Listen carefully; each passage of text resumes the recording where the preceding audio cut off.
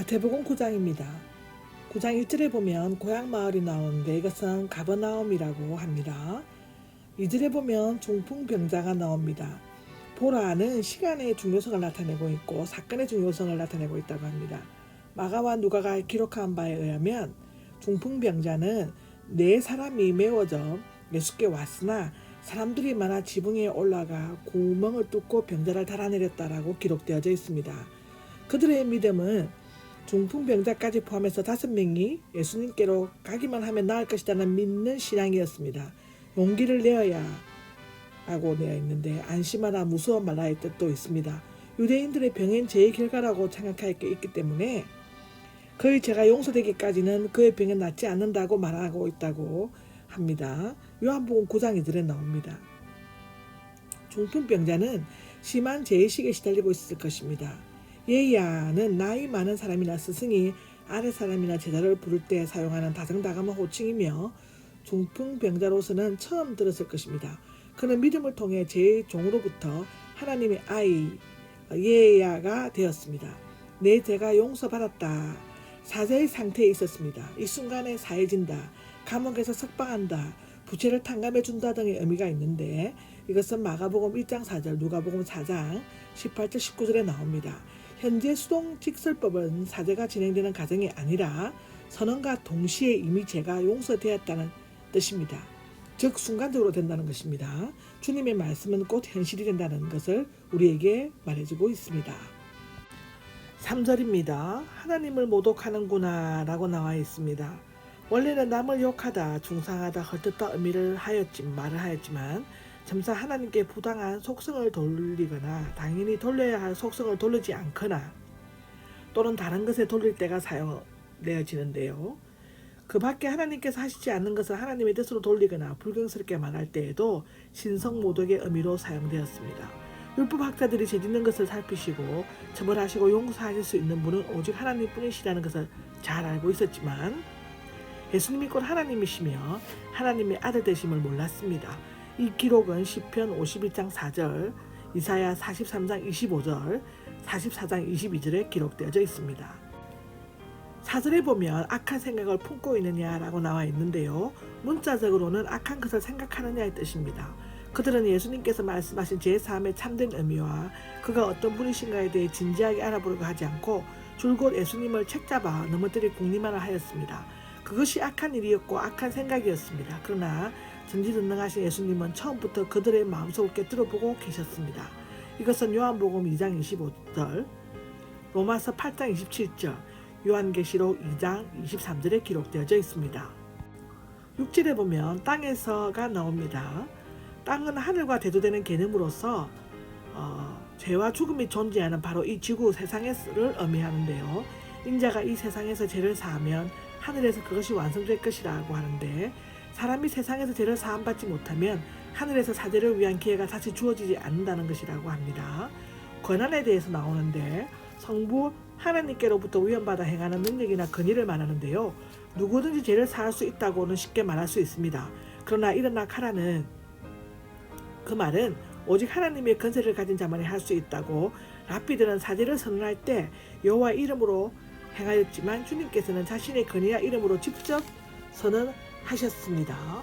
이것은 마태복음 12장 27절에서 28절에 기록되어져 있습니다. 너희로 알게 해주겠다가 나오는데 예수님께서는 죄 사하여 준다고 말한 것은 하나님을 모독했다는 것으로 알고 있는 율법학자들에게 중풍병자를 낫게 해줌으로써 자신의 죄를 용서할 수 있는 권세를 갖고 있다는 것을 직접 보여주려고 하셨습니다. 침상은 사람이 들고 다닐 수 있는 정도로 가벼운 집이나 헝겊으로 만든 상인데요. 지금까지 이 침상은 그가 불구자임을 입증하는 도구였지만 이제는 그것을 직접 들고 감으로써 그의 건강을 뒷받침해 주는 증거물이 되었습니다. 이것은 누가복음 5장 19절과 마가복음 2장 4절에 11절을 보면 기록되어져 있습니다. 8절입니다. 8절에는 이런 권한이 나옵니다. 이적 기사를 행하는 권세가 아니라 그것에 의해 보증된 사죄의 권세, 즉 인자에 의해 수행된 신적 권위를 말하고 있는데요. 요한복음 20장 23절에 나옵니다. 주님께서는 볼 수 있는 이적을 통해 볼 수 없는 사죄의 권세를 직접 실증해 보이셨습니다. 모든 질병과 사망은 아담의 범죄로 말미암아 초래되었으며 예수님은 그 근본적인 원인이 되는 죄를 없이 해주셨습니다. 그러나 여기에서 반드시 죄와 병을 직접적으로 연관시킬 필요가 없습니다.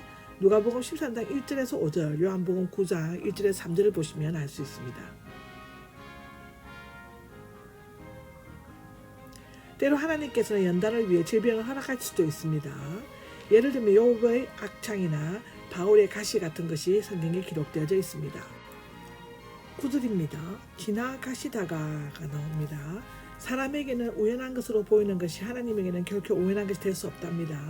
왜냐하면 하나님께서는 모든 것을 자신의 뜻과 계획대로 진행하시기 때문입니다. 요한복음 4장 3절에서 42절에 보면은 사마리아 여인에 대해서 나오고요. 누가복음의 19장의 1절에서 10절 보면 삭개오 얘기가 나옵니다. 그것이 다 설명되어 있습니다. 마태에 나오는 마태복음의 기록자가 마가는 알페오의 아들 레위, 누가는 레위이라고 부르고 있는데 아마도 두 가지가 마태가 세리였다는 사실을 고의적으로 숨기기 위한 것일 수도 있습니다. 이것은 마가복음 3장 18절, 누가복음 6장 15절에 기록되어져 있습니다. 아마도 레위는 본명이고 회심한 이후에 마태로 불리워진 것 같습니다. 마태의 어는 불분명하지만 마따리아, 여호와의 선물, 나 아미떼, 정확한 자에 대해서 비롯된 것 같습니다. 세간이라고 나오는데 문자적으로는 세간 위에 앉은, 세간의 단위나 의자 위에 앉은 것을 말하는데요. 로마 제국은 팔레스타인의 지배권을 현지 분봉 왕에게 맡겼지만 세금과 재판권만은 스스로 행사했다고 합니다. 그래서 세금 징수를 위해 각지의 세관들을 세웠는데 여기에 세관이 갈릴리 지방의 세금을 징수하는 세무서였는지 아니면 국경지역에서 관세 등을 받는 세관이었는지는 확실치 않다고 합니다. 가버나움은 애국과 다메섹으로 가는 정규 대상로와 갈릴리 해안 도시들과 연결되는 포구에 있었으므로 무역품이나 각종 세금을 받기에 적합한 곳이었다고 기록되어져 있습니다. 일어나 따랐다가 나오는데 누가는 그가 모든 것을 버렸다고 언급하고 있습니다. 누가복음 5장 28절에 나오죠. 마태가 당시 부와 명예가 보장된 세간자리를 스스로 포기한 것은 매우 힘든 결단이었을 것입니다. 왜냐하면 어부는 언제든지 자기 직업으로 돌아올 수 있지만 세리는 그 지위에 다시 올 수 없기 때문이었을 것입니다. 모든 것은 집이나 소유물을 가리키지는 않는다고 하는데요.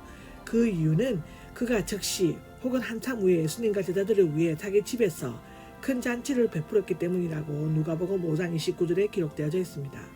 다만 그 소유의 개념이 달랐을 뿐이며 전에는 그 소유물이 자기를 위한 것이었지만 여겨졌지만 이제는 하나님께 속한 것으로 여기게 되었습니다.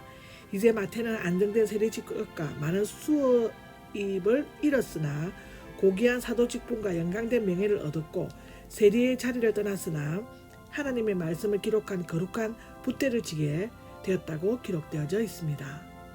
10절입니다. 식사를 하시게 되었다라고 적혀 있습니다. 문자적으로 기대게 되셨다. 유대인들은 한 손으로 머리를 받치고 몸을 비스듬히 기대어 누워 편안하게 식사를 하였다고 마가복음 14장 18절, 16장 14절에 나와 있습니다. 때로 이 단어는 잠을 자거나 아픈 것을 나타낼 때 쓰여지기도 했는데 잠언 6장 9절, 마가복음 1장 30절에도 나옵니다.